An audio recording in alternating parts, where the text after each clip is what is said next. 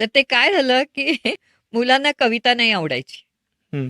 कथा ठीक आहे, कथेचा तास आहे, चला. कादंबरी आहे, छान आहे. आणि कविता, कविता नकोत, आम्हाला कविता नको. म्हटलं, कविता हे सगळ्या जगण्याचं सार आहे. नको काय म्हणता? मग तुम्हाला कवितेची गोडी लागलीच पाहिजे. म्हणून मग मी कवितेचे कार्यक्रम करायला आनंदवेधतर्फे सुरुवात केली. बरं. मग नाव काय ठेवायचं? मग असा सगळा पी-एच-डीचा ग्रुप होता मैत्रिणींचा. मग त्याच्यातली एक अंजली कान्हेरे म्हणून माझी मैत्रीण, तर तशी ती म्हणली, की "एक एक माधवी शब्दालंकार ठेव." हं. "सांग." तशी म्हणली, "अनन्वय नाव ठेव." तर म्हणली, "म्हणजे काय त्याचं, म्हणजे काय, कशासाठी सांगतेस मला?"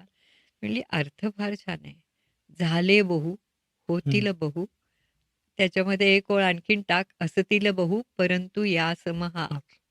हं. म्हटलं, छान आहे. कोणाची स्पर्धा नाही, काही नाही. आपलं आपलं काम करावं, मोकळं व्हावं. हं. मग ती आनंदवयची झाली स्थापना. मग हळूहळू सोनाली कुलकर्णी आली. मग बरं. हळूहळू अ, राहुल घोरपडे आला, संगीतकार आमचा. त्यांनी 35 वर्ष आनंदमय बरोबर काम केलं. नुकतंच तो गेला. हो. पण त्यांनी काम केलं संगीत देण्याचं हे. हं. अ, आणि फार सुंदर सांभाळली संस्था. सांगीतिकदृष्ट्या जी जबाबदारी होती, हो. ती राहुलनी सांभाळली. सगळे आम्ही आनंदवयचे कलाकार त्याच्यासाठी त्याचं ऋण मानतो. हं. मग अनुराधा कुबेर आली. मग अमृता कोलटकर आली, जी आत्ता YouTubeवर गाजतीये हो. तिच्या गाण्यांनी, ती हं. आली. योगेश तर होताच पहिल्यापासून. मग सौरभ दफतरदार आला. असे अनेक लोकं. मग माझ्या मैत्रिणीचा मुलगा निलेश श्रीखंडे म्हणून, तो कॉमर्सचा होता. तोही आला.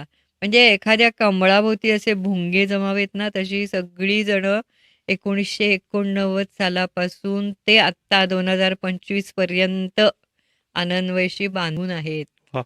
खूपच मोठी हो, गोष्ट. म्हणजे आनंदवय हे आमचं आता कुटुंब झालंय. वाह!